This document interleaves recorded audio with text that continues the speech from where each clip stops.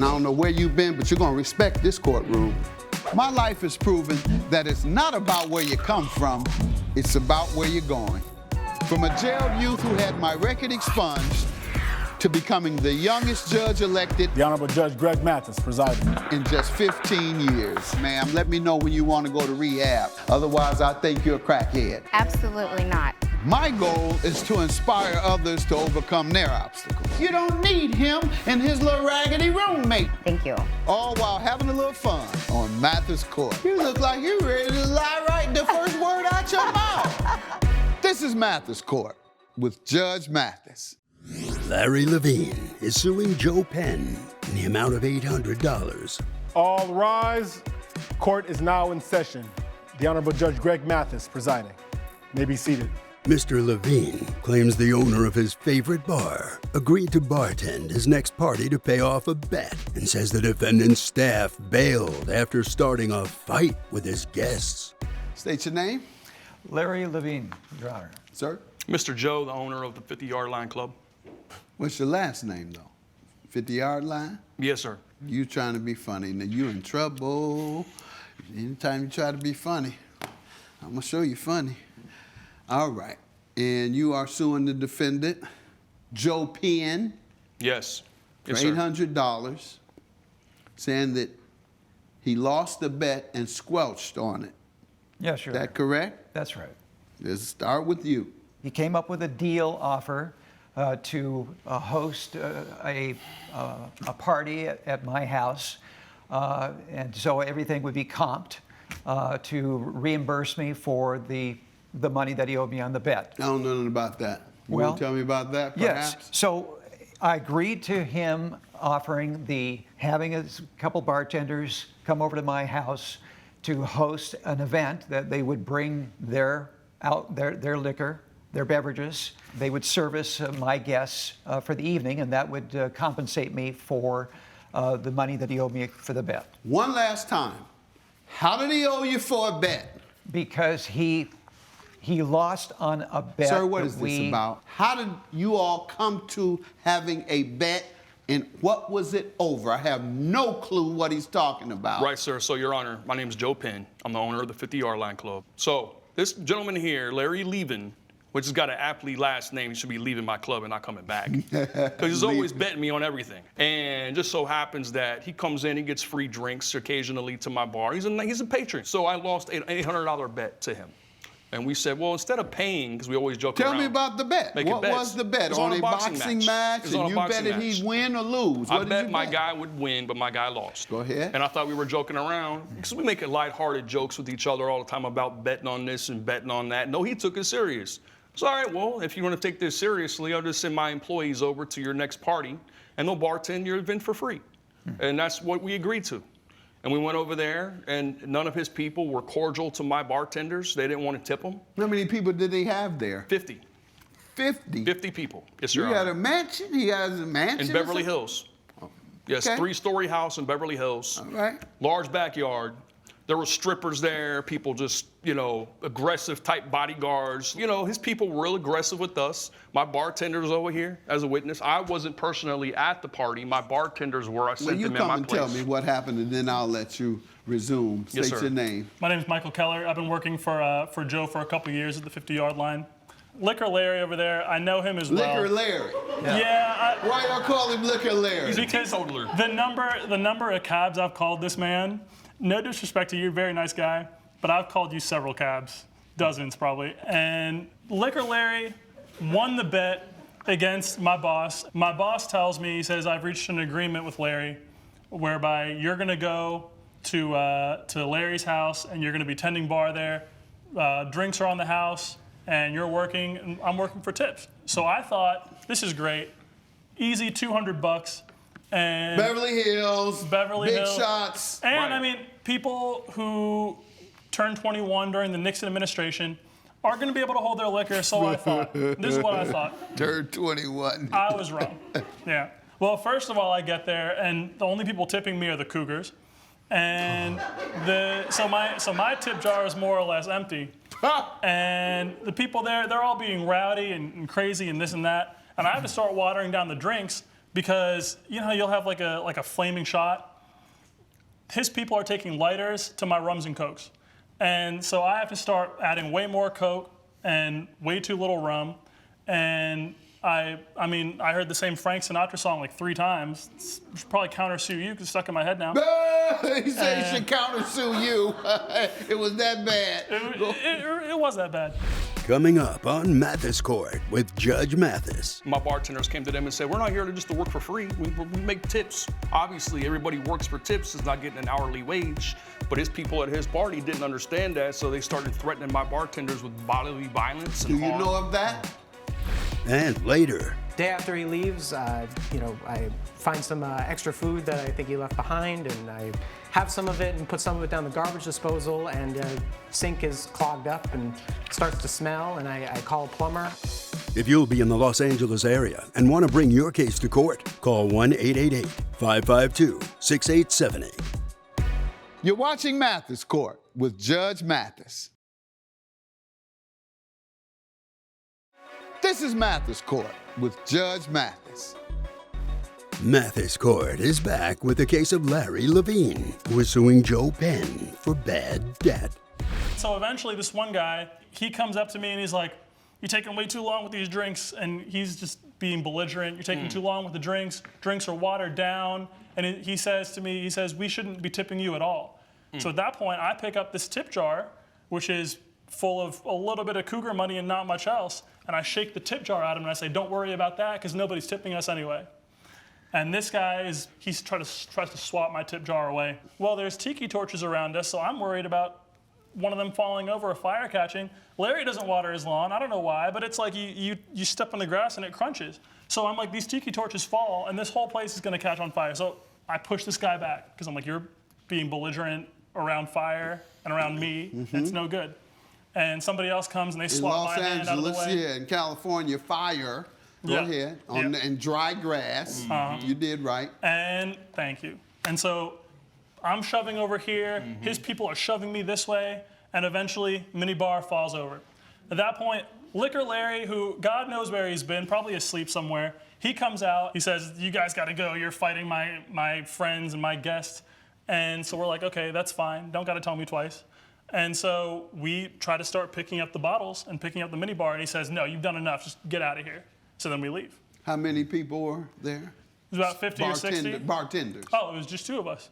Which also shows you, because that's too few people for that number of people. I was told it would be like less than 30. I didn't know exactly how many were going to come, but I can assure you that I didn't count on 50, Your Honor. I believe that a good many of those were friends of the people that I did invite. So I didn't know that there was going to be this many. Plus one. I mean, when you invite someone, typically they do bring someone with them. Well, that was taken into account when I thought that there would maybe be Okay, so you 30 might have people. invited 15 and expected 30. Right. All right, got He's it. not good at math, Your Honor. He failed at mathematics. Now, what did your other employee tell you? There was another person there at his party that threatened to create a Molotov cocktail and throw the whole place up in flames because they weren't tipping my bartenders. And my bartenders came to them and said, we're not here just to work for free. We make tips. Obviously, everybody works for tips, is not getting an hourly wage. But his people at his party didn't understand that, so they started threatening my bartenders with bodily violence and Do you harm. know of that? The only thing I noticed, Your Honor, is that this gentleman over here, Michael, was waving his goldfish bowl shaped container. I didn't think much of it at the time because somebody else was calling me to do something else. So when I came back a little bit later, all of a sudden there was this pushing and shoving match going on, and it looked like he was pushing my guests. Okay, so I had to go over there to intercede, to break it up. And before you know it, by the time I got over there, there's this whole melee of pushing and shoving and everything else. And in the process, the bar tipped over.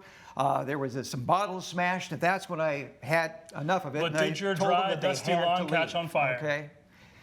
So Did I your didn't know dry, dusty lawn catch on fire?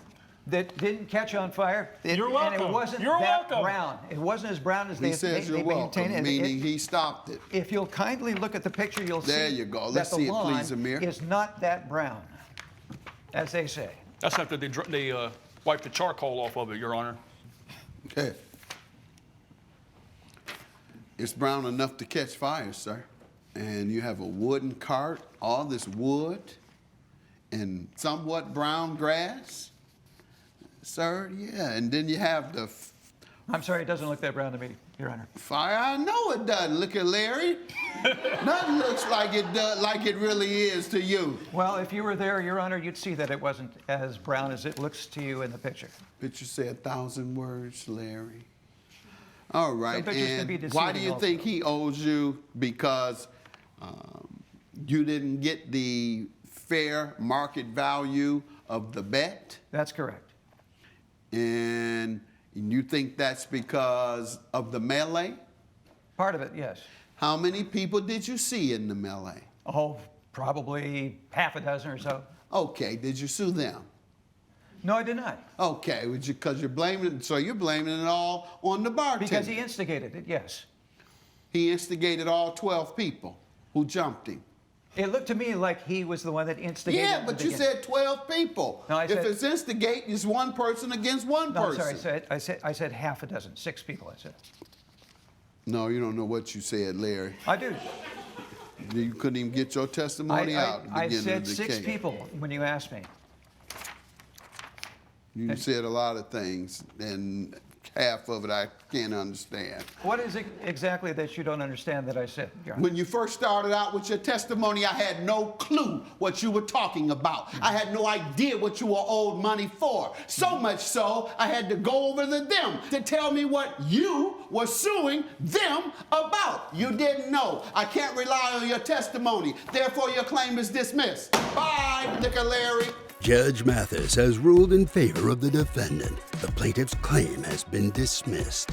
Anytime you're dealing with a drunkard that doesn't know how to walk a straight line, they're always going to be in the wrong. You can't even remember what he did last night. Well, all I can say is that sometimes the just don't always win, and this is a perfect example of it. Coming up, You know, sometimes when things go wrong, it's often after he stays there, you know. Maybe some did go down the drain, but not enough to cause a clog. You're watching Mathis Court with Judge Mathis. This is Mathis Court with Judge Mathis. Jacob Emerson is suing Paul Fernandez in the amount of $436. Mr. Emerson claims he let his friend stay with him out of the goodness of his heart and says the defendant left him with a clogged kitchen sink. State's name, Jacob Emerson. sir? Paul Fernandez? All right, Mr. Emerson, you're suing the defendant for $436, saying your ex-friend caused your sink to be clogged with grease and ruin your plumbing? Yes, Your Honor. All right, so tell me how it clogs your pipes. Well, so my friend was staying with me for about a week last March, and every morning he was cooking breakfast. He would cook potatoes and Y'all were bacon. dating or something? No, just a friend, old high school friend. I was doing him a favor, letting him stay with me. Day after he leaves, you know, I find some extra food that I think he left behind, and I have some of it and put some of it down the garbage disposal, and sink is clogged up and starts to smell, and I call a plumber. I submitted this to evidence. Here's a photo of the sink. Please, Amir. As you can see, there are some grease stains. All right, first, on the what did sink. you say to him? To Paul? I don't think we've spoken of anyone else today. Yes. So I don't know who else I could have been talking about. I spoke to Paul actually after I called the plumber and had the plumber come to my home. This was your kitchen sink? This was my kitchen sink. Yes, my kitchen sink. Kitchen pipes. Okay, you didn't have a garbage disposal? No, I do have a garbage disposal, but it got stuck. There were coffee grounds and the oil, the grease from the bacon. You think he put coffee grounds in there? He was making coffee the whole week. I get my coffee out. I don't make coffee at home. I like to get my coffee at a coffee shop. Coming up, You see him peel potatoes? Yes, Your Honor. For what? Sometimes hash browns. So Breakfast hash browns? yeah, breakfast. You hash cook browns. breakfast often? Every day, Your Honor. You're watching Mathis Court with Judge Mathis. This is Mathis Court with Judge Mathis. Mathis Court is back with the case of Jacob Emerson, who is suing Paul Fernandez for property damage. Okay, sir, you tell me. Well, I definitely wasn't pouring coffee grounds down the drain, and I don't believe that I'm the one that clogged his sink or broke his pipes. Anything else? I have the invoice from the plumber here. Let's see it, please. It specifically says the pipe was clogged with. How long food after items. he left did you notice that? It was the next day, Your Honor. What did you think it might have been? I did kind of think when something was going on, like, oh, maybe this was Paul. Sometimes when things go wrong, it's often after he stays there. And usually he'll pay me back, but this time it's a bit more money. So. Potato peels. That your garbage disposal doesn't eliminate potato peels.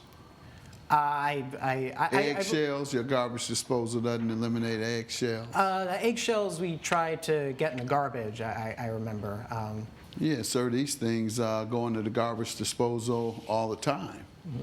Eggshells and potato peels. You see them peel potatoes? Yes, Your Honor. For what? For sometimes hash browns. Breakfast hash browns? Yeah, breakfast. You hash cook browns. breakfast often? Every day, Your Honor. Okay, so what he says makes sense. Eggshells, potato peels, food grease from bacon, and coffee grounds from coffee. Everything he says makes sense. It makes sense, but I wasn't specifically pouring coffee So grounds. what'd you tell him when he asked you about it? Well, I told him that I'd be willing to pay $100, $150 as much as I could if I was part of that problem. How will Judge Mathis rule? Find out when Mathis Court returns. You're watching Mathis Court with Judge Mathis. This is Mathis Court with Judge Mathis. Plumber reports that he found all those things that you handle. Well, I cook breakfast every day. Every day, eggshells, potato peels, coffee grounds. You handle. You handle every single one of these things by your own admission every day. Your Honor, that's true, but I don't believe that if some food did get down the drain when I was washing dishes or prepping the food before starting to cook, maybe some did go down the drain, but not enough to cause a clog or to damage his pipes. If you did it every day, how long was he there? He was there for 1 week, Your Honor. 1 week. So you did this every day. If you do this every day, yes, it will accumulate to a clog. Every day. Just cooked every day. I cook breakfast every day. So, cooking breakfast every day, clogged his pipes. You got your pipes clean now? Yes, Your Honor, they've been Oh, replaced. right, good. Good to hear that your pipes are clean. Come over to my place. You cook, I'll clean. Want to clog your pipes? He cooks, I clean. Judgment for the plaintiff. Have a good day. All rise. Judge Mathis has ruled in favor of the plaintiff. The defendant has been ordered to pay $436.